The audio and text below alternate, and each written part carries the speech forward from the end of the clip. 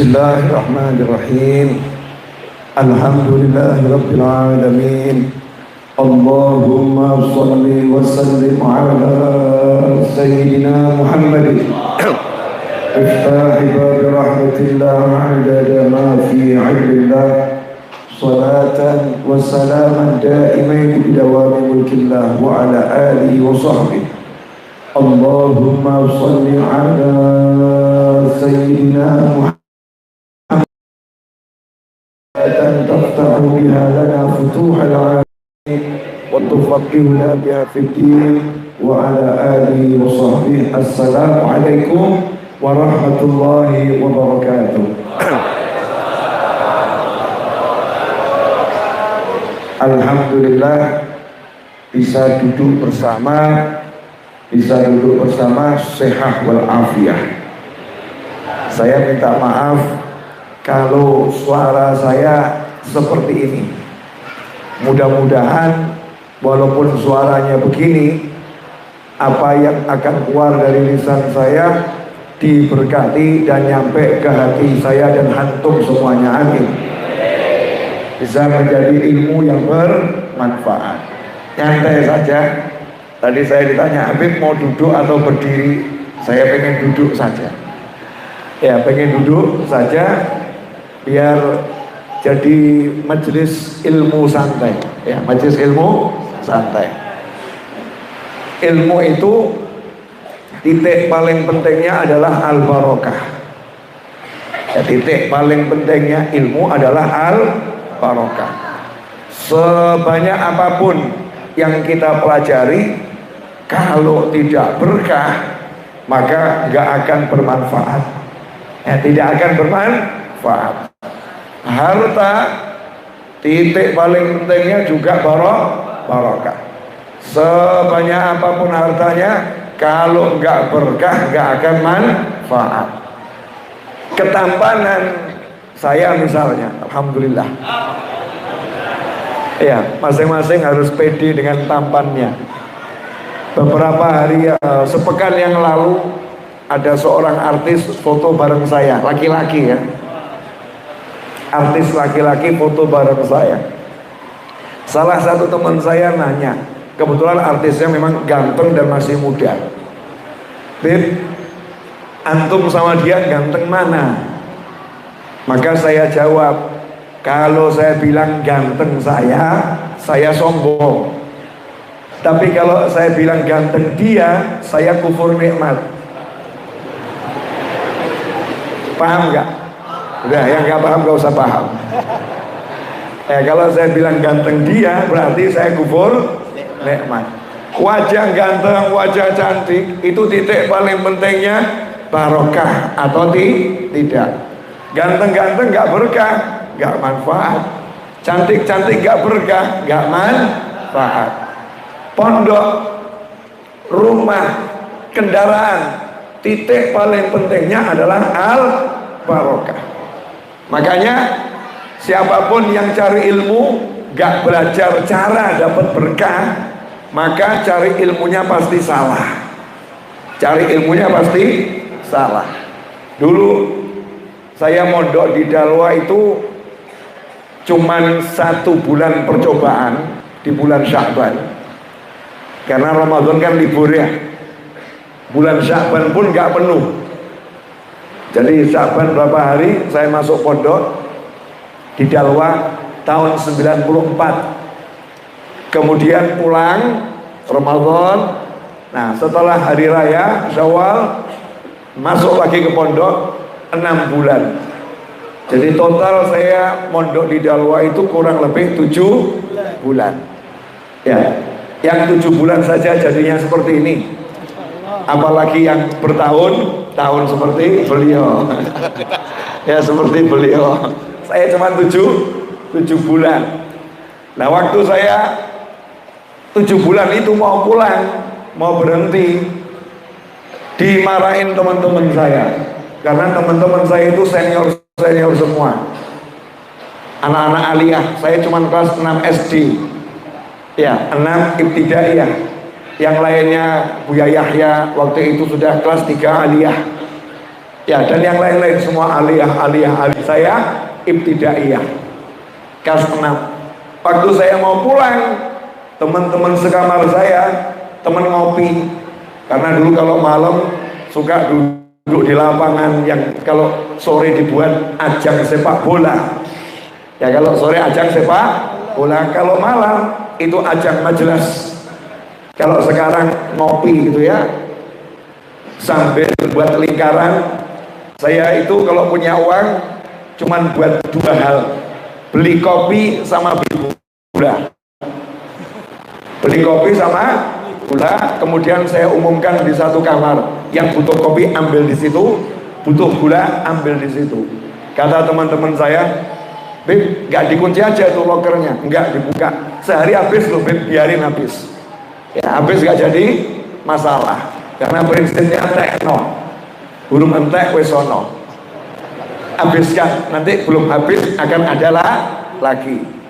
Wah, manusia zaman sekarang ini takut habis. Ya takut habis. Takut habis itu tanda miskin. Kalau orang kaya nggak pernah takut habis, itu namanya orang kaya. Kalau orang kaya masih takut habis, berarti miskin. Makanya kalau ngambil, jangan pernah ngambil dari kantong. Jangan pernah ngambil dari kantong. Kenapa? Atau dari saldo, karena saldo kita terbatas. Ya, kantong kita juga terbatas. Tapi kalau ngambil, niat saja ngambil dari gudangnya Allah Ta'ala. Saya ngambil dari gudangnya Allah Ta'ala. Kalau ngambil dari gudangnya Allah Ta'ala, nggak akan pernah habis. Betul tak betul? Nah, ini ilmu tolong jangan di-share. Ini rahasia, tolong jangan diajarkan ke orang lain. Khusus buat di sini, dan ada yang di YouTube dan yang nonton dan yang menyebarluaskan. Nah, ini kadal fakru ayyakuna kufra. Sabda Nabi Muhammad SAW, hampir-hampir kalau orang menerjemahkan kefakiran, itu ya terjemahan yang salah. Makanya kalau menerjemahkan kan disuruh cek syarahnya. Bebas. Kalau mau menerjemahkan suruh cek syarahnya. Apa yang dimaksud al-fakru? Betul, al-fakru bahasa Arab artinya kefakiran. Artinya kefakiran. Tapi dalam hadis itu al-fakru artinya bukan kefakiran. Seperti la yu'minu ahadukum hatta yuhibba li akhihi ma yuhibbu li nafsihi. Hadisnya jelas, la yu'minu, tidak beriman. Ya tidak beriman. Tapi artinya bukan tidak beriman. La yu'minu kamilan, tidak beriman secara sempurna. Termasuk kadal fakru ayyakuna kufran. Hampir-hampir kefakiran. Kefakiran yang seperti apa? Lawang banyak itu ulama-ulama itu fakir. Banyak wali-wali Allah itu fakir. Bahkan al-fuqara, orang-orang yang fakir masuk surga 500 tahun lebih cepat daripada orang kaya. Kenapa? Karena perhitungannya sedikit, hitung-hitungannya, auditnya sedikit, gak ada yang diaudit, sehingga cepat masuk surga. Lantas apa arti kata al-fakru dalam hadis tersebut? Para ulama mengartikan al-fakru di situ adalah khauful faqr, rasa takut jatuh miskin, rasa takut kehilangan pangkat, rasa takut kehilangan kedudukan, rasa takut kehilangan harta, rasa takut kehilangan popularitas, rasa takut kehilangan dunia. Nah, yang semacam itu, rasa takut itu hampir-hampir menyebabkan seseorang terjerumus pada kekufuran. Makanya syarat jadi orang kaya yang hakiki adalah gak takut miskin. Gak takut miskin. Lah yang anehnya di akhir zaman kita ini udah miskin, takut miskin. Ya udah miskin takut miskin. Wong udah pengalaman gak punya duit kok takut gak punya duit. Udah pengalaman dipecat kok takut dipecat. Udah pengalaman nganggur kok takut nganggur. Yang pantas takut miskin adalah orang-orang kaya. Dan orang kaya sebetulnya gak pantas takut jatuh miskin. Singkat cerita, Dulu kalau di pondok, malam kopi 1 gelas, gelasnya besar tuh saya dan teman-teman sama rata, gelasnya besar. Alhamdulillah nggak punya sendok, gelas kasih kopi, kasih gula, cor air panas. Ngaduknya bagaimana? Sikat gigi dibalik, selesai. Sikat gigi itu batangnya jadi sendok. Maka alumni pondok pesantren itu adalah manusia-manusia yang bisa bertahan hidup kondisinya apapun. Ya, bisa bertahan hidup kondisinya apapun. Nah, 1 gelas ini barokah, diminum orang 10 nggak habis-habis. Gimana caranya? Saya seruput, berhenti, nggak akan pindah sebelum saya pindahkan. Jadi yang di sebelah ini nunggu cepet-cepet, ayo pindah, geser.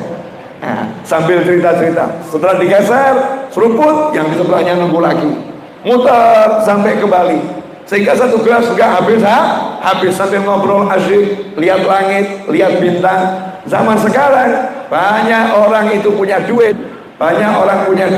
ya, tapi nggak tahu cara bahagia. Kami anak pondok nggak punya duit, udah diajari cara bahagia. Bahagia nggak dengan duit, tapi bahagia itu duduk bersama dalam cinta bersama orang-orang yang taat pada Allah Subhanahu wa Ta'ala. Bahagia, asyik.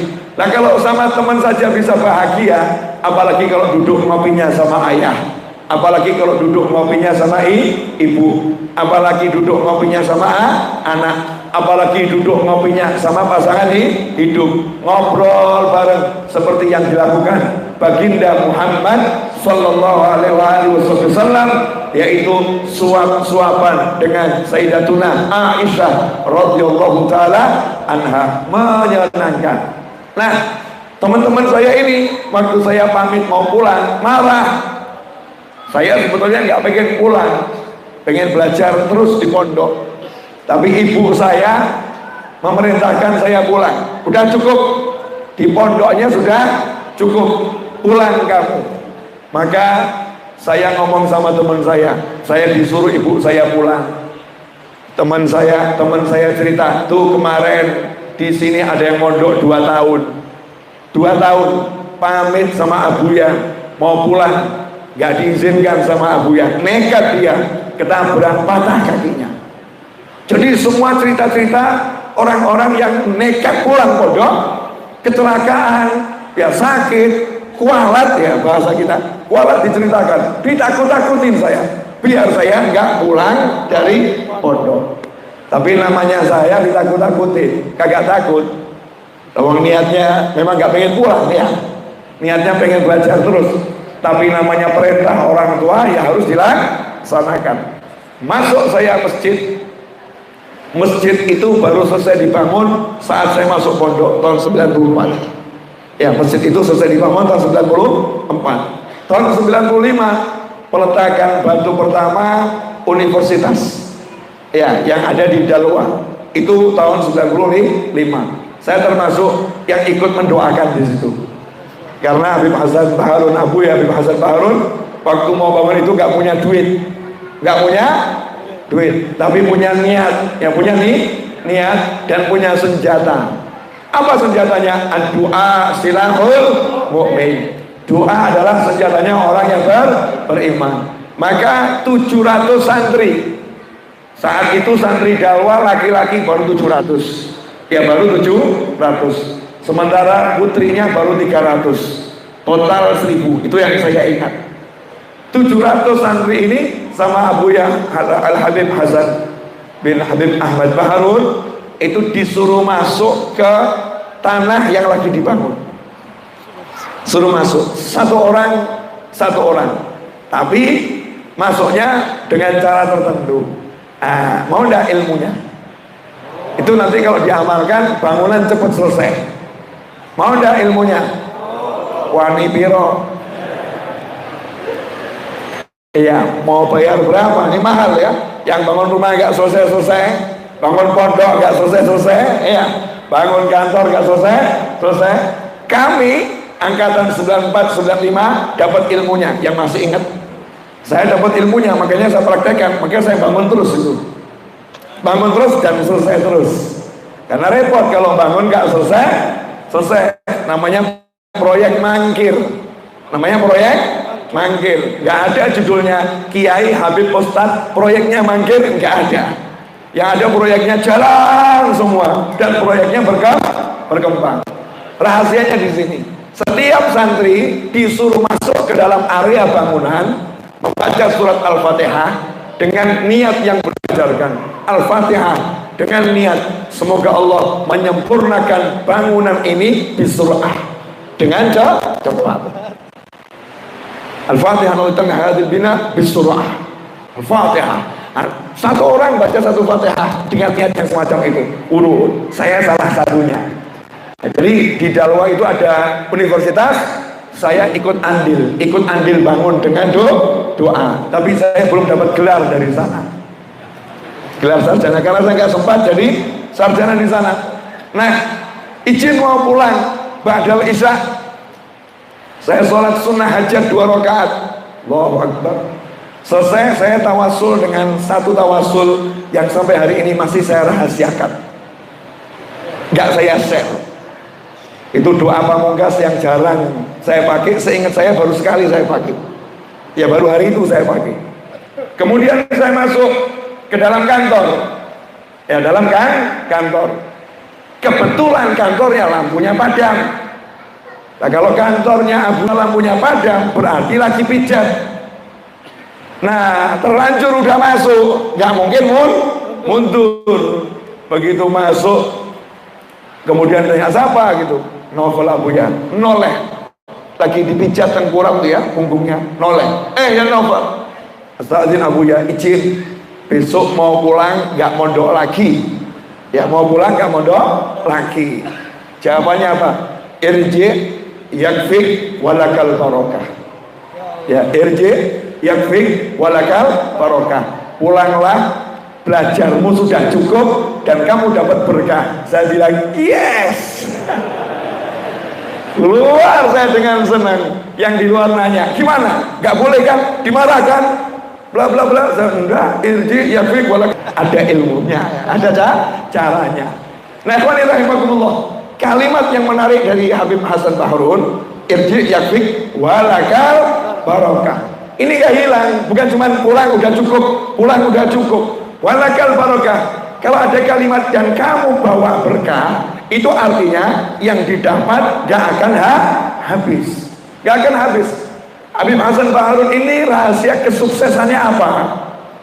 Kalau menurut saya totalitas melayani. Ya, totalitas melayani. Bahasa modernnya begitu. Ya, totalitas melayani. Saya ini termasuk yang males mandi di pondok.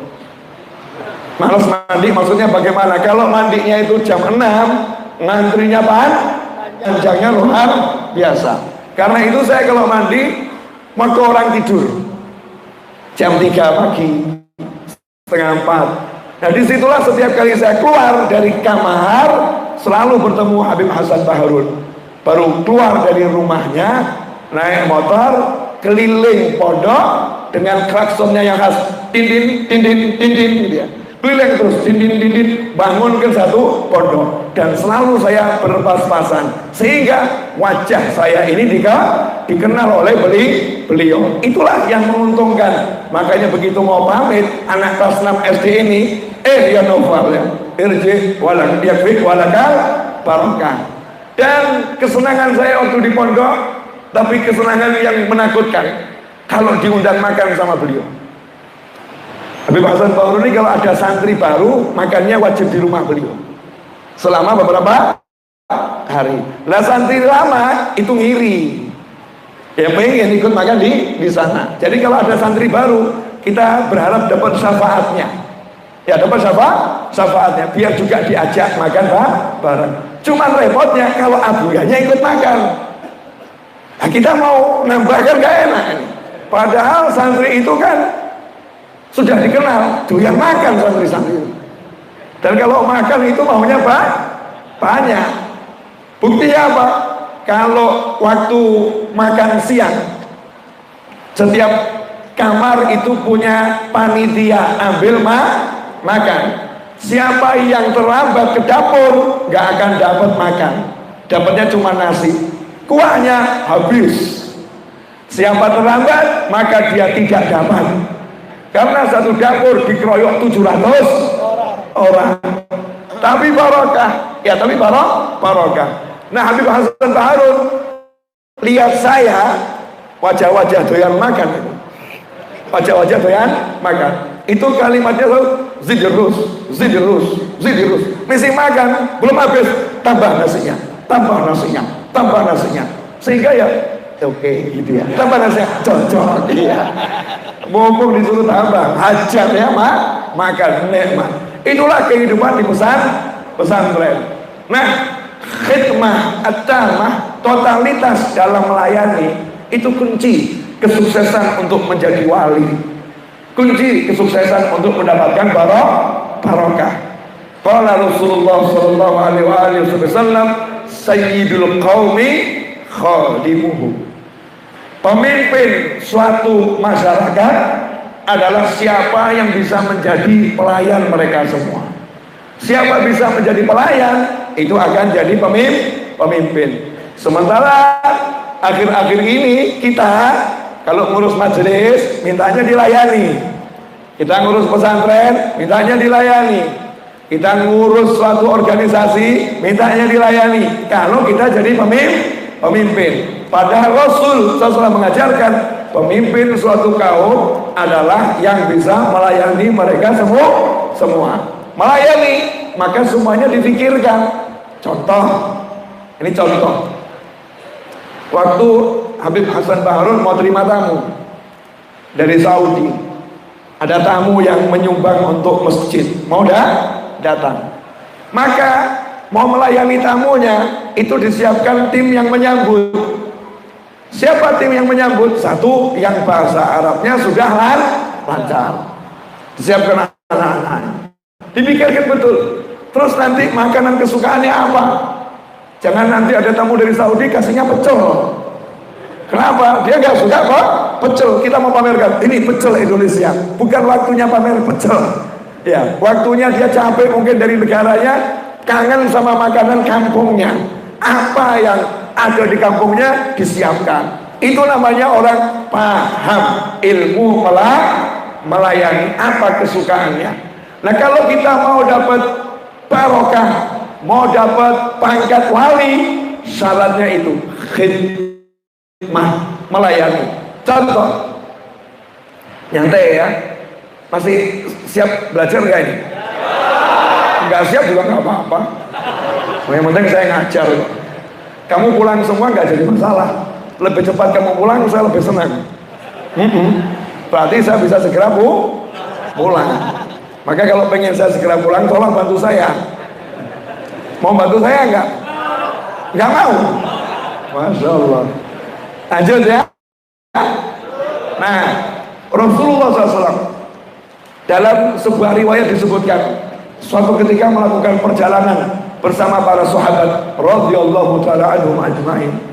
Rasulullah kalau melakukan perjalanan itu ada timnya, tim motong, tim masak, ada semua timnya.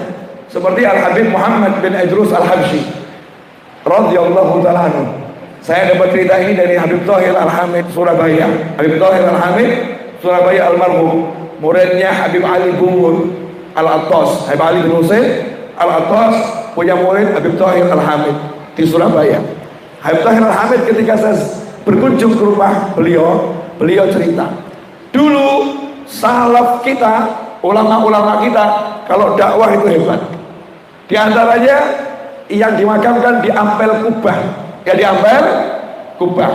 Siapa ziarah Sunan Ampel gak ziarah ke tempatnya Ampel Kubah, maka dia belum ziarah Sunan Ampel. Begitu kalau untuk habaib, ya untuk apa? Habaib. Kalau ziarah Sunan Ampel, gak ziarah Habib Muhammad bin Idrus Al-Habsyi dan juga mertuanya Habib Muhammad bin Ahmad Al-Muhdar, maka belum ziarah. Makanya para habaib yang dicari pertama kali Ampel Kubah, Ampel Kubah, Ampel Kubah, baru Ampel. Kenapa? Biar diantarkan. Ya, biar diantarkan. Biar nanti akhirnya ziarahnya ke Sunan Bonang bisa disambut. Siapa yang nganterin, itu yang menunjukkan nanti hasilnya.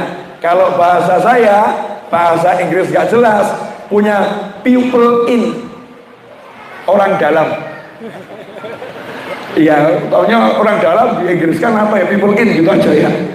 Nah di alam barzah kita harus punya orang dalam juga.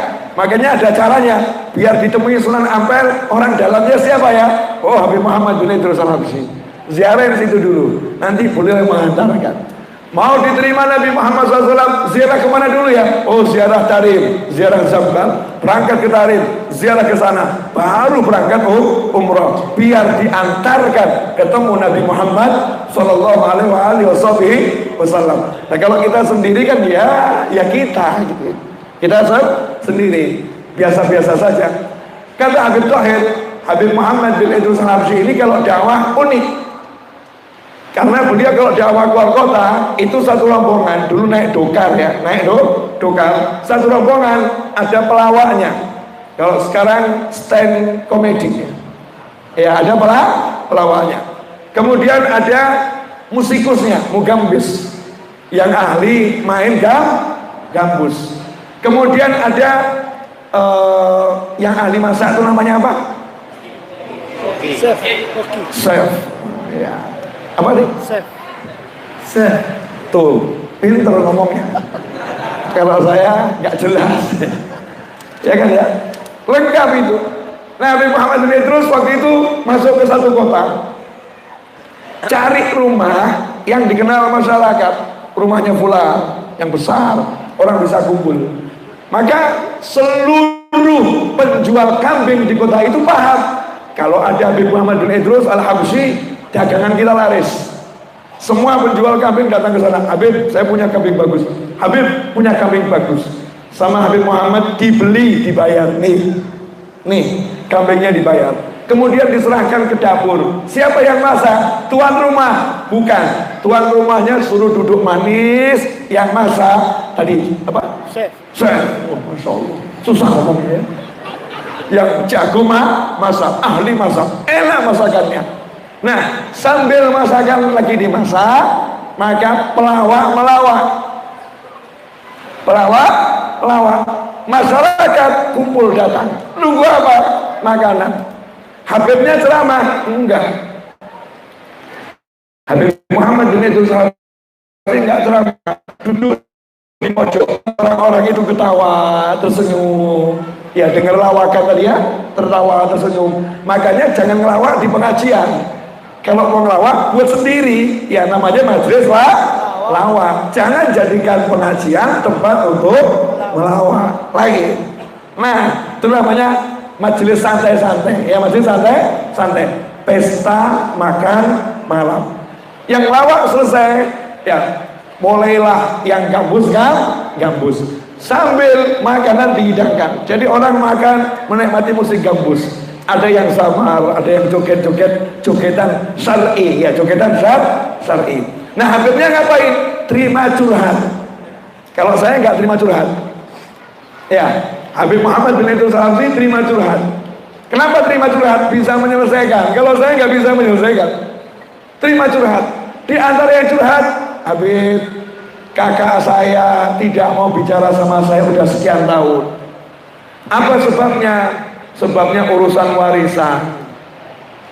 Loh, kenapa? Karena kakak saya itu ya ada warisannya jatah saya yang nggak diakui kakak saya, sehingga jatah saya itu saya ambil. Kakak saya marah. Berapa itu jatahnya? Sekian. Di mana rumah kakakmu? Di sana. Bangun Habib Muhammad bin Idrus Al-Habsyi, antarkan saya ke rumah kakakmu. Yo, nggak boleh kamu begini, nggak boleh dia begitu. Rasulullah nggak suka. Diantarkan, jalan ke rumah kakaknya. Sampai di situ kakaknya kaget. Loh, Habib Muhammad, ada apa Habib sampai di sini? Udah apa-apa, duduk di sini. Saya kangen sama kamu. Siapa yang nggak kenal Habib Muhammad bin Idrus Al-Habsyi? Muridnya Saibil Maulid Simtud Durar. Duduk bersama. Kemudian Habib Muhammad berkata, ini loh saya bawa uang.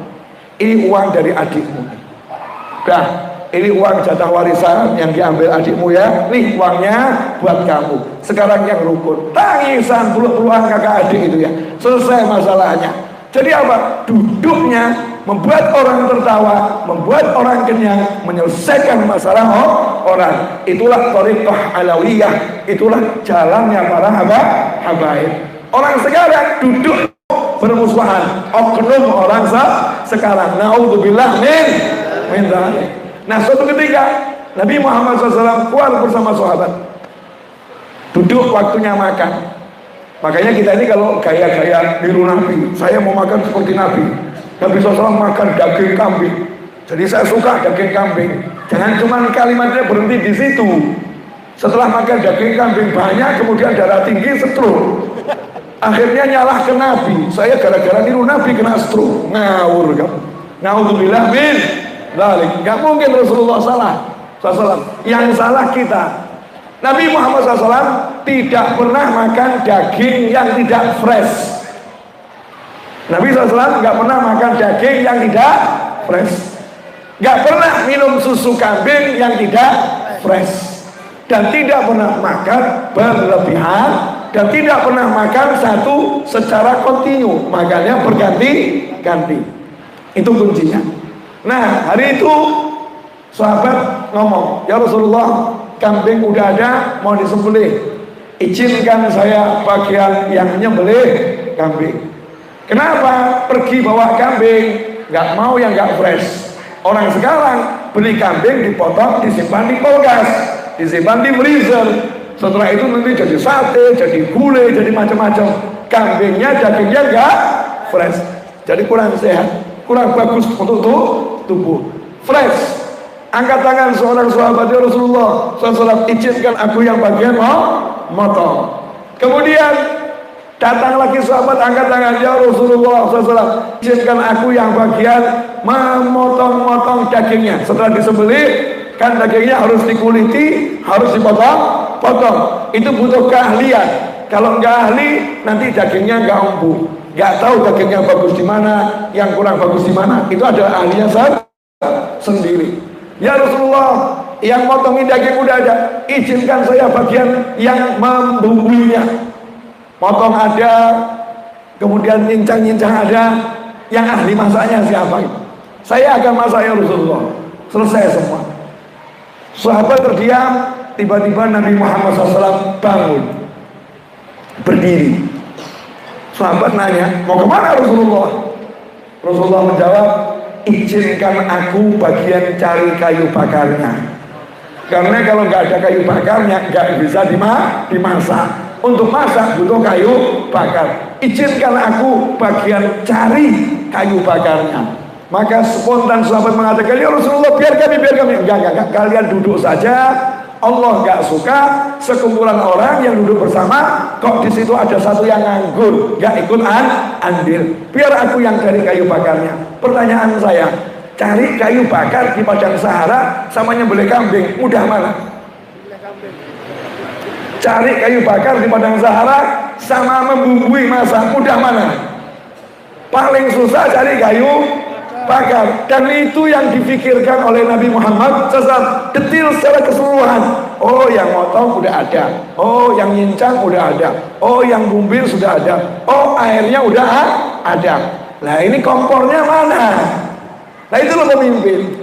Pemimpin itu memikirkan semuanya secara detil, kemudian melayani dengan sepenuh hati. Dan itu ditiru oleh para sahabat radhiyallahu ta'ala anhum ajmain. Sehingga kita masih ingat kisah tentang seorang wanita di zaman Nabi Muhammad SAW.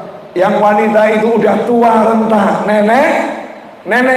Kemudian wanita itu pengen khidmah, pengen melayani Nabi Muhammad Sallallahu Alaihi Wasallam. Makanya wanita itu ambil satu pekerjaan yang tidak dilakukan orang lain. Apakah itu? Dia ambil sapu, nyapu Masjid Nabawi, nyapu masjidnya Nabi Muhammad Sallallahu Alaihi Wasallam. Tiap pagi nyapu masjid. Nabi SAW melihat perempuan itu, gak dikomentari. nggak diganggu, dibiarkan dengan niatnya masing-masing. Suatu pagi Rasulullah SAW cari perempuan tadi kok nggak ada. Nanya sama sahabat radhiyallahu taala anhum ajmain, mana wanita yang biasa nyapu di masjid ini? Sahabat jawab, semalam wafat, semalam meninggal dunia. Wahai Nabi Muhammad SAW. Rasulullah gelo, ya nyesel itu. Kok saya nggak dikasih tahu? Saya kan pengen nyolatkan, saya pengen hadir jenazahnya. Kok saya nggak dikasih tahu? Sahabat menjawab, kami tidak berani mengganggu Nabi Muhammad SAW. Kenapa sahabat nggak berani ganggu Nabi? Karena Nabi nggak sama dengan manusia yang lain. Rasulullah SAW basyarun lakal basyar, tidurnya pun tidak tidur. Yang berkunjung ke rumah Nabi adalah malah malaikat. Jangan sampai malam-malam diketuk pintu rumah Nabi, ternyata lagi terima wahyu, nanti ganggu. Maka sahabat karena adab gak mau ganggu. Kadang-kadang kita gak paham, sukanya ganggu ulama. Ini kita mau tahu nih, ulama harus siap melayani umat. Jam 11 malam digedor ya. Sementara ulamanya lagi khusyuk baca kitab. Ya untuk apa? Untuk memberikan manfaat kepada umat. Ada lagi nih umat akhir zaman ya. Umat akhir zaman yang dipikirkan dirinya sendiri. Ini kiai, ini guru, ini habib, kalau didatangi nggak pernah mau keluar, nggak pernah mau keluar. Selalu dibilang nggak ada, lagi istirahat. Memang ini habib, kiai, ustadz, guru ini tidak mengerti hati umat. Masya Allah, tampaknya benar ya, tampaknya benar. Coba dia pergi ke dokter. Kalau dia pergi ke dokter, pertanyaan saya, dokternya yang menyesuaikan jadwalnya pasien atau pasiennya yang menyesuaikan jadwal dokter? Jam praktek jam 8 pagi sampai jam 10 pagi. Anda datang jam 1 siang, ketemu dokternya? Enggak. Besok pagi jam 8 sampai jam 10. Betul? Anehnya kalau sama dokter nggak protes. Tapi kalau sama guru, sama ustadz, sama kiai, sama habib, marah. Ini habibnya, kiainya, ustadznya, gurunya tidak sabar. Ini baru mulai. Udah berapa menit Mas Eto? 39. Udah 39 menit saya bicara. Banyak loh itu. Banyak ya. Hah? Mau lagi? Baru mulai. Boleh dilanjut dikit? 39 menit. Banyak atau dikit? Masya Allah. Kalau kamu ikut sepak bola dimarahin sama wasit. 39 menit itu pertandingan babak pertama mau berakhir. Ya bukan sedikit. Udah lama. Tapi nggak apa-apa, lanjut ngajinya. Boleh ya? Mau dari Solo sampai Sampit ini penuh perjuangan kok. Ya, dan panitia perjuangan. Lah tinggal ngomong aja kok Re. Ya ngomong aja ya insya Allah barokah. Khidmah, melayani. Wanita tadi kemudian dilaporkan sudah meninggal dunia. Apakah Nabi Muhammad SAW kemudian angkat tangan berdoa Al-Fatihah ila ruhi fulanah, atau Rasulullah angkat tangan berdoa semoga Allah mengampuni dosa-dosanya, dia berjasa untuk kita? Tidak. Bukan itu yang dilakukan. Tapi yang dilakukan Nabi Muhammad SAW adalah nanya, di mana makamnya? Antarkan aku ke sana. Aku akan langsung berdoa dan menyolatkan persis di depan makamnya. Jadi wanita ini dihargai oleh Nabi Muhammad SAW dengan penghargaan tertinggi. Didatangi oleh Nabi Muhammad SAW. Bukan kirim doa dari jauh, tapi langsung di hadapannya. Kenapa itu dilakukan? Karena dia bekerja kepada Nabi Muhammad SAW. Karena dia khidmah kepada Nabi Muhammad SAW. Maka bosnya nggak melupakan anak buahnya. Anak buahnya meninggal, bos utamanya yaitu Rasulullah SAW langsung datang mengunjunginya, melihat di alam kubur bahagia atau tidak. Maka dipastikan, lah kalau udah langsung Rasulullah yang bilang Allahumma firlaha warhamha wa'afiyah ma'buana, selesai di alam kuburnya bahagia. Lah itu didapatkan apa? Karena banyak tahajudnya? Bukan. Wanita ini tidak dikenal ahli tahajud. Apakah didapatkan karena banyak zikirnya? Bukan. Wanita ini banyak zikir, tapi bukan dikenal ahli zikir. Apakah didapatkan karena banyak sedekahnya? Seperti Sayyidina Abdurrahman bin Auf radhiyallahu ta'ala anhu, seperti Sayyidina Utsman bin Affan radhiyallahu ta'ala anhu, seperti Sayyidina Abu Bakar Siddiq radhiyallahu ta'ala anhu. Enggak ada cerita wanita ini banyak sedekah, enggak. Tapi dia dapat kemuliaan karena apa? Nyapu masjid. Masjidnya siapa? Masjidnya Nabi Muhammad SAW. Niatnya pengen bantu Rasulullah SAW. Khidmah. Karena apa? Khidmah, melayani. Dapatnya dari itu. Sehingga khidmah ini menjadikan dia pangkatnya tinggi. Muncul ucapan man khodam khudim. Man khodam khudim. Siapa melayani, dilayani. Tapi jangan salah, kalau kamu melayani dengan niat pengen dilayani, rusak itu. Saya mau melayani biar nanti saya dilayani. Niat awalnya udah salah. Pamrih.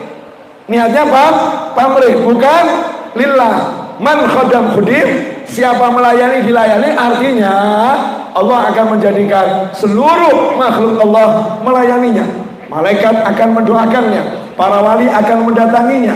Semuanya akan digerakkan oleh Allah Ta'ala untuk melayani kebutuhan orang itu, karena dia melayani Allah Ta'ala dengan melayani orang-orang yang dimuliakan oleh Allah Subhanahu wa Ta'ala. Kisah lanjut nggak nih ceritanya? Jadi ada Syekh Al-Ghimri. Syekh Al-Ghimri ini seorang faqih, ulama besar. Imamahnya nggak seperti beliau, tipis. Kalau dulu imamah tipis tanda ilmunya masih sedikit.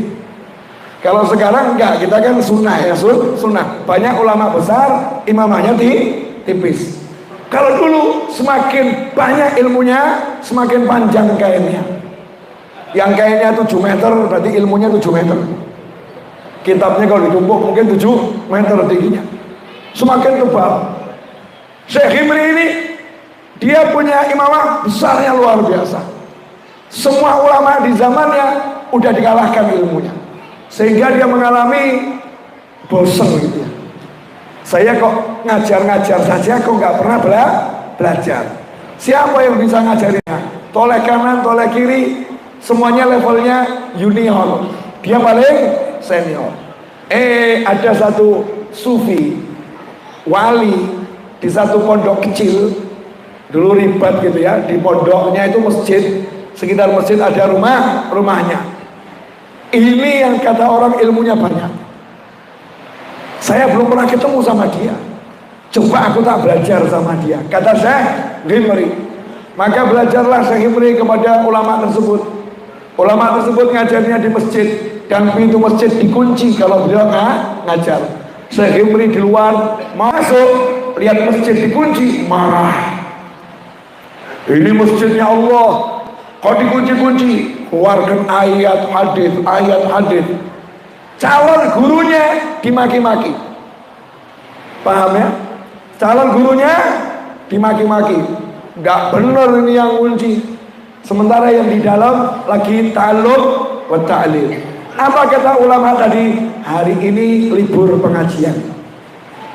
Muridnya nanya, kenapa guru? Sudah ada guru yang ngajar di luar.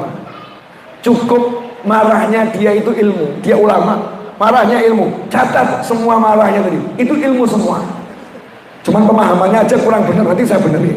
Itu ilmu semua. Dia nih ulama, dicaci, dimaki, tapi yang nyaci orang alim. Bilang sama muridnya, itu marahnya adalah ilmu. Gak diajari balas mencaci, gak diajari balas maki. Bahkan ulamanya gak mengajar dan menjadikan yang memaki sebagai guru bersama. Masya Allah. Masih bisa praktek begitu? Ini kan luar biasa. Selesai marah-marah, kata Syekh tadi, bukakan pintunya. Begitu dibukakan pintu, Syekh Himri kemudian berkata, ya Syekh, saya datang mau belajar. Apa kata sang sufi? Kamu mau belajar sama saya, belum belajar udah maki-maki. Jadi kamu gak pantas jadi murid saya. Kamu gak pantas jadi murid saya. Tapi namanya ulama, alim, mau gak menyerah. Seperti Nabi Musa alaihissalam. Nabi Musa alaihissalam ketika ditolak oleh Nabi Khidir, Nabi Khidir nolak Nabi Musa. Apakah Nabi Musa nyerah dan berkata, aku Musa kalimullah, udah dapat wahyu langsung dari Allah, diajak ngobrol sama Allah, jauh-jauh aku datang, ditolak, aku gak butuh sama dia, pulang. Apakah begitu Nabi Musa? Tidak. Syekh Meri juga sama. Ketika dikatakan kamu gak pantas, maka beliau menjawab, kalau aku tidak ahli, fa'ahiluni, tolong kamu yang jadikan aku ahli. Kalau aku gak pantas, tolong kamu jadikan aku pantas. Nabi Musa ditolak, beliau berkata, hal attabi'uka, kalau memang aku gak boleh gitu ya, minimal izinkan aku ikut bersamamu, melayanimu, jadi pelayanmu. Hal attabi'uka, yakni yakhdum Khidir alaihi salam. Nabi Musa pengen jadi pelayannya Nabi Khidir alaihi salam. Nanti kalau ada waktu, dikit-dikit saya diajari. Deal, kata Nabi Khidir, sepakat. Cuman syaratnya satu, jangan pernah bertanya. Nanti saya kasih tahu aja. Saya mau nanya, murid gak boleh nanya sama guru, aneh gak itu? Mau belajar tapi gak boleh nanya. Boleh belajar tapi gak boleh nanya. Nah yang sekarang ini kita jadi santri, sering kurang ajar. Udah dikasih tahu, masih dilawan gurunya. Udah dijelaskan, masih didebat gurunya. Nabi Khidir ngajari, jangan nanya kamu. Bayangin tuh, itu adabnya orang belajar. Jangan nanya sampai nanti guru yang menjelaskan. Akhirnya Syekh Himri maksa, tolong jadikan saya ahli. Gurunya berkata, nah masalahnya di sini, untuk tinggal di pesantren ini itu harus bayar. Harus bayar. Saya siap bayar. Masalahnya bayarannya bukan dengan duit. Bayarannya bukan dengan duit. Dengan apa? Kerja di sini, kerja di pesantren. Ada yang bagian nyangkul, ya, ada bagian nanam, ada yang bagian tadi kerja bakti bangun. Kalau sekarang begitu ya. Nah, kamu apa siap? Oh saya siap. Apapun saya siap. Nah itu masalahnya. Barusan saya cek semua pekerjaan sudah penuh, gak ada lowongan. Jadi tahun depan saja kamu, kalau salah satu pekerja udah selesai, kamu gantikan. Wah, saya nggak sanggup nunggu tahun depan, maunya sekarang. Maka ulama tadi nanya sama muridnya, oh, ini udah di sketch ya, udah ada skenario. Ada kerjaan enggak buat dia? Ada guru, satu yang masih lowong, apa? Bagian kosek WC, bagian sikat toilet. Saya mau nanya, ulama sekali berbuya Yahya, ya sekali berbuya Yahya, sekali beruas datang ke satu guru, kemudian jawabannya boleh nyantri di sini, tapi kamu ngosek WC ya. Kira-kira itu rasanya gimana ya? Ini ulama besar, tenar, imamannya besar, boleh nyantri di sini, tapi kamu bagian kosek WC. Jawabannya siap. Jawabannya siap. Maka di sini syarat, kalau kamu pengen jadi wali di pondok, itulah cari bagian ngosek WC. Nanti cepat jadi wali. Ya biasanya santri suruh ngosek WC pada lari. Makanya santri model begitu susah jadi wali. Kenapa? Karena nggak mau khidmah pada bagian yang paling susah, bagian yang nggak enak, carinya yang enak-enak saja. Maka nggak diberi amanat oleh Allah Subhanahu wa Ta'ala. Lanjut, Iya, ceritanya belum selesai. Saya cuma cerita saja ya, insya Allah ceritanya manfaat. Nah, itu 3 tahun jadi tukang gosek WC, dan gurunya agak suka ngerjain. Setiap kali Syekh Himri itu masuk toilet, murid-muridnya semua disuruh batu istinja, suruh jatuhkan, nyebarkan di lantai. Otomatis nanti harus dipunguti batu istinja, bekasnya kotoran. Harus diambil sama Syekh Himri, ditata kembali. 3 tahun dilakukan. Kemudian gurunya mengatakan, kamu udah lulus bagian toilet, sekarang kamu saya naikkan kerjaan baru. Apa guru kerjaan barunya? Ini ulama besar ya. Kerjaan barumu sekarang bagian menyalakan lampu masjid, khusus yang malam hari, pada waktu tahajud. Waktu tahajud itu jatah kamu yang nyalain. Lampu masjid dulu bukan seperti sekarang saklar. Dulu lampunya adalah pakai tintir, lentera, dan jumlah lampunya ada 1000. Nah kalau untuk tahajud jam 1, nyalainnya mulai jam berapa itu? 1000 lampu. Dikerjain nih Syekh Himri sama gurunya. Nurut, tiap malam lampunya dinyalakan. Suatu malam tertidur. Gurunya masuk masjid, lampu masih padam. Maka gurunya teriak, Himri, marah. Kok lampunya masih padam? Dengar teriakan gurunya, bangun Syekh Himri. Gak seperti santri zaman sekarang, udah digedor kamarnya sama gurunya, masih lanjut tidurnya. Mungkin senior-senior ini mengalami. Dulu kita kalau dengar klaksonnya Abuya Habib Hasan, tin-tin, loncang. Santri zaman sekarang udah pakai rotan, coba dia tak tak tak, ambil selimut, lanjutkan tidur. Nah, Syekh Himri langsung bangun loncat, lari ke masjid. Lampu itu ditunjuk pakai jari telunjuknya, nggak sadar tuh, nyala, nyala, nyala. Hasilnya setiap nunjuk lampunya nyala, lampunya nyala. Gurunya tersenyum, kemudian berkata, Himri, hari ini kamu lulus, selesai. Besok pagi keluar dari pondok. Apa kata muridnya? Apakah muridnya yes bahagia gitu ya? Enggak. Kenapa? Karena merasakan manisnya ilmunya gurunya. Maka berkata, guru jangan, saya mau di sini saja, tetap bagiannya lagi lampu. Saya pengen belajar. Kata gurunya, nggak bisa. Nggak boleh ada 2 pedang di satu sarung. Kamu udah jadi sama seperti saya. Tugasmu dakwah di sana. Kalau kamu nggak nurut ke tempat yang saya tunjuk, tak usir lebih jauh lagi. Sehingga kalau mau ketemu saya nanti susah. Sami'na wa ata'na. Berapa hari kemudian datang Syekh Abu Madian Al-Maghribi radhiyallahu ta'ala anhu. Syekh Abu Madian ini salah satu gurunya Al-Faqih Al-Muqaddam. Ya, gurunya Al-Faqih Al-Muqaddam yang melantik Al-Faqih Al-Muqaddam jadi murid. Ya, sehingga keilmuan Al-Faqih Al-Muqaddam jadi dikenal dunia, jadi tenar karena dilamar sama ulama besar. Bukan melamar, tapi dilamar. Gurunya pengen jadi mulia, kalau dinisbahkan aku gurunya. Jadi bukan karena muridnya kurang mulia, tapi karena muridnya terlampau mulia, gurunya pengen dimasukkan dalam kelompok guru beliau. Syekh Abu Madian Al-Maghribi datang ketemu Sufi tadi, pengen belajar. Hasilnya 3 hari lulus. Anaknya Sufi tadi perempuan nanya, ayah, yang ini bertahun-tahun baru lulus, nah ini kok 3 tahun udah lulus? Jawabannya adalah, ya, yang pertama tadi mau saya nyalakan belum bawa kainnya. Kainnya belum ada, lampu itu ya. Belum ada bahan bakarnya, belum ada koreknya. Sehingga saya harus bentuk dia jadi kain dulu, jadi bakar dulu, jadi korek dulu, baru saya yang selesai. Butuh waktu bertahun-tahun.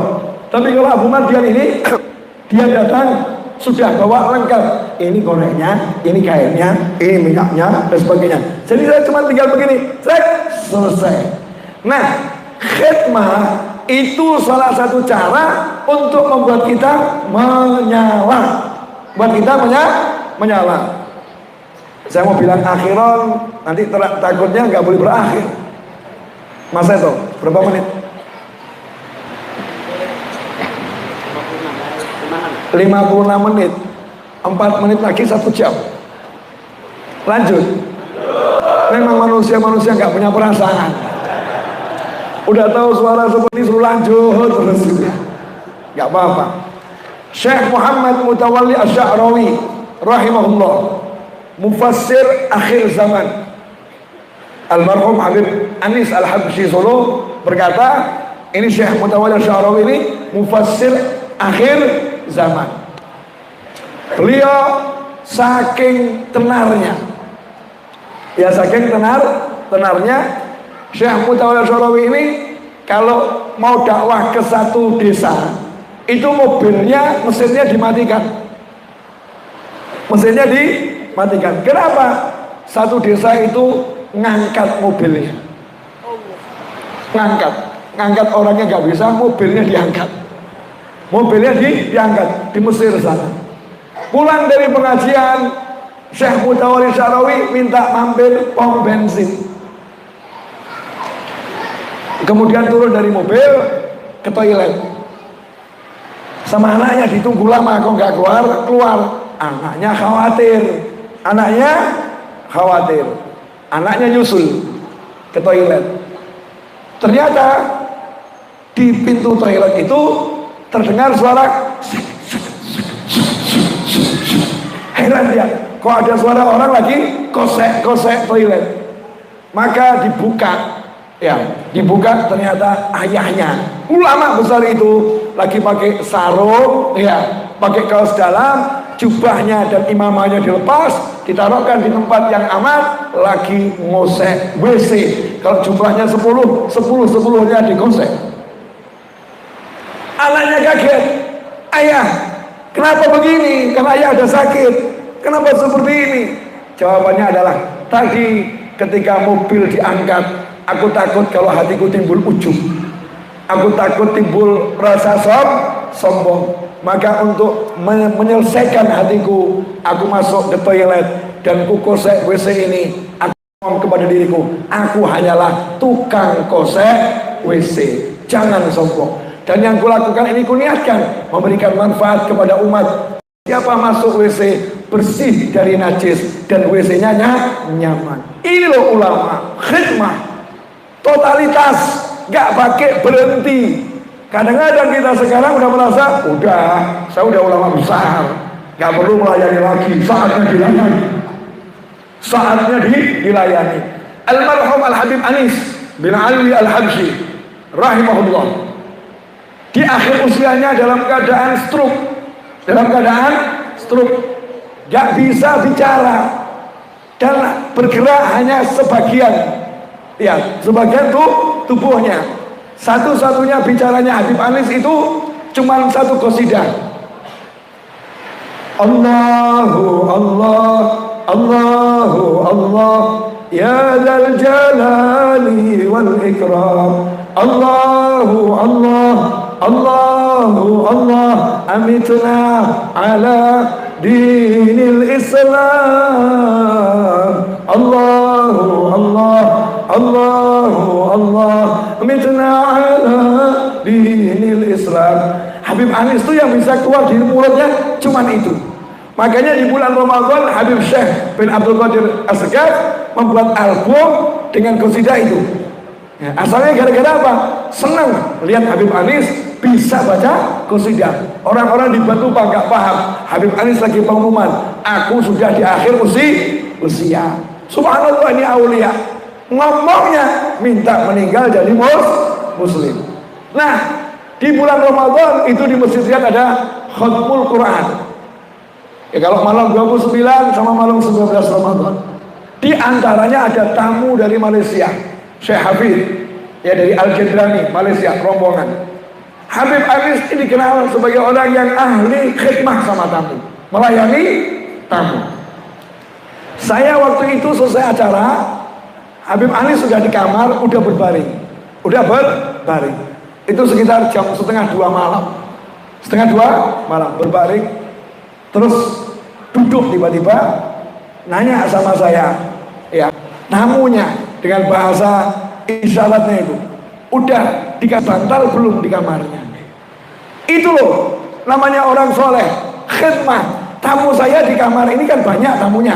Semua masing-masing udah dapat bantal satu persatu atau belum? Saya jawab, sudah, Habib. Sudah. Habib Anis bangun, gak percaya ucapan saya. Mau dilihat sendiri. Karena saya paham betul ini, kalau saya gak lari, pasti beliau akan keluar dari kamar. Saya lari, cek kamar tamu. Saya tanya, udah dapat bantal semua? Sudah. Maka saya kembali. Ternyata waktu saya kembali, Habib Anis keluar dari rumahnya. Iya, keluar dari rumahnya.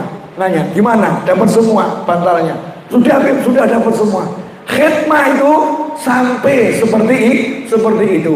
Nah, sementara kita sekarang, Masya Allah, kadang disuruh melayani seseorang, rasanya aku kok ustadz, kiai, habib, ulama, ya punya pondok besar, masa disuruh begini, masa disuruh begini, gak pantas ini bukan makomku. Ikhwani rahimakumullah, Nabi Muhammad SAW, Rasul yang paling mulia, mencari kayu bakar untuk sahabatnya radhiyallahu ta'ala anhum ajmain. Makanya kalau kita mau sukses, totalitas melayani, khidmah. Dan di rumah kita bisa menjadi pelayan yang baik.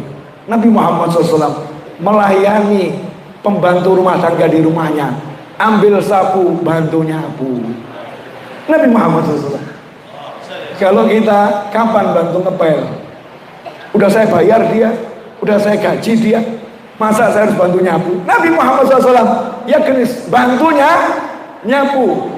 Itu yang diceritakan oleh istri beliau, Sayyidatuna Aisyah radhiyallahu taala anha, diceritakan oleh pembantu-pembantu Nabi Muhammad SAW. Dan sebagai suami, apakah kita pernah membantu istri? Kadang mau suruh cuci pakaian, ngomong ini tanggung jawabnya istri. Masya Allah, gak pernah bantu nyuci pakaian. Habib Anis almarhum itu pakaiannya dicuci sendiri. Sampai akhir usia tetap minta nyuci sendiri. Ya ketika udah gak mampu baru dicucikan ya. Saya sempat nanya, Bib, kenapa kok dicuci sendiri? Jawabannya, saya imam masjid. Saya imam masjid. Saya nggak mau nanti waktu sholat setan goda saya dengan kalimat pakaianmu najis. Pakaianmu najis. Nanti saya was-was sholat karena yang nyuci bukan saya. Kalau yang nyuci saya, setan bisikin, saya bisa ngomong gak ada najis. Saya sendiri yang nyuci. Sampai segitu, nyuci saya sendiri. Nah sekarang ini kita khidmah ke keluarga apa? Jangankan ke istri, ke orang tua, ke ayah, ke ibu. Disuruh boncengin ke pasar, berat. Disuruh nganter ke rumah paman, berat. Masya Allah, kalau beliau yang minta tolong, saya yang minta tolong, baru telepon, siap Bib, berangkat. Tergopoh-gopoh datang, futul Habib, futul. Orang tuanya, nak tolong, bentar Bu. Ayahnya minta tolong, bentar ayah. Begitu syekhnya, ustadznya, gurunya, kiainya, takzimnya luar biasa, bagus. Takzim guru itu bagus, tapi mengabaikan orang tua menyebabkan kita kehilangan berkah yang luar biasa dan bisa jadi murkanya Allah Subhanahu wa ta'ala. Jadi khidmah kepada orang tua, melayani orang tua, jalan untuk mendapatkan ilmu. Terakhir ikhwani rahimakumullah, belum selesai. Ya, terakhir tuh bisa jadi setengah jam lagi. Terakhir. Boleh ya? Udah 1 jam lewat loh. Terasa nggak 1 jam? Nggak terasa? Wah, ini manusia luar biasa. Oh, saya terasa panas ini, panas. Ya, terasa. Tapi nikmat. Ya, tapi nikmat. Dalam melayani, ya itu ada dalam melayani ada satu kenikmatan tersendiri. Al-Habib Umar bin Muhammad bin Salim bin Hafid mata'allah bituli hayatih, ya, melayani para wali itu jalan untuk mencapai surga ilahi, gak repot. Habib Umar bin Hafid sekitar tahun 97 kalau saya gak salah ingat, ya tahun 97 atau 99, udah sangat lama, saya gak ingat tahunnya persis. Ceramah dan saya dengar dengan telinga saya sendiri. Artinya bukan hasil rekaman ya, dengan telinga saya sendiri. Beliau menceritakan tentang pelayan pondok yang meninggal dunia. Di pondoknya Habib Umar Darul Mustafa sana, dulu di awal-awal pondok itu baru berdiri, ada seorang pelayan yang bagian cuci pakaiannya santri, bagian masakkan santri, itu meninggal dunia. Kebetulan pelayan ini punya teman, sahabat. Kalau kita bilang satu kamar ya, satu kamar. Sahabatnya malam tidur, mimpi ketemu temannya yang meninggal. Mimpi ketemu temannya yang meninggal. Ternyata temannya ganti pakaian. Pelayan di pondok itu pakaiannya gitu ya. Kalau toh gamis ya gamisnya begitu, sederhana sekali. Sarungnya bukan BHS, bukan. Ya, sarungnya yang mungkin gak bermerek. Harganya mungkin juga gak jelas. Oh, buat masak. Ya buat masak. Tapi dalam mimpinya itu dilihat pakai jubahnya ulama. Megahnya luar biasa. Maka nanya, kok kamu dapat semua ini? Gimana ini? Temennya berkata, kamu lanjutkan ya khidmah di pondok ini, layani santri-santri yang di pondok ini. Karena tadi waktu saya meninggal sampai sekarang ruh saya belum ketemu mungkar dan nakir. Saya udah di alam barzah, udah keliling alam barzah, tapi nggak ada pertanyaan kubur. Loh kok bisa? Iya, waktu jenazah saya ditaruh di masjidnya Darul Mustafa saat itu ya, masjid tempat jadi pondoknya. Mau disolatkan, ya mau disolatkan, rohnya kakek-kakeknya guru-guru dan santri-santri yang di sini. Nah kebetulan di Darul Mustafa itu santrinya banyak habib, ya banyak habib, banyak syekh juga, keturunan ulama. Kalau di sini ada habib, ada kiai, ada guru. Nah dan gurunya banyak habaib dan masyayikh. Leluhurnya yang sudah meninggal dunia itu semua datang di masjid menyolatkan saya. Selesai saya disolatkan, ruh saya digandeng. Mereka berkata, udah kami antarkan ke alam barzah. Biar kami yang antarkan kamu ke alam barzah. Saya diantarkan ke alam barzah, diperkenalkan alam barzah seperti apa. Sampai hari ini saya masih menikmati alam barzah dan tidak dapat pertanyaan mungkar wa nakir. Itu gara-gara apa? Khidmah kepada pondoknya keturunan wali dan pondoknya wali. Ya, kita cari ini jalan gimana bisa khidmah. Yang bisa khidmah dengan sapu. Yang bisa khidmah dengan ilmu. Yang bisa khidmah dengan transfer. Saya nggak bisa apa-apa yai, tapi saya punya 10.000. Tiap hari saya akan sumbang 10.000 minimal buat nambah-nambahin hidupin lampu. Tapi tiap hari subuh dia kirim 10.000 barokah.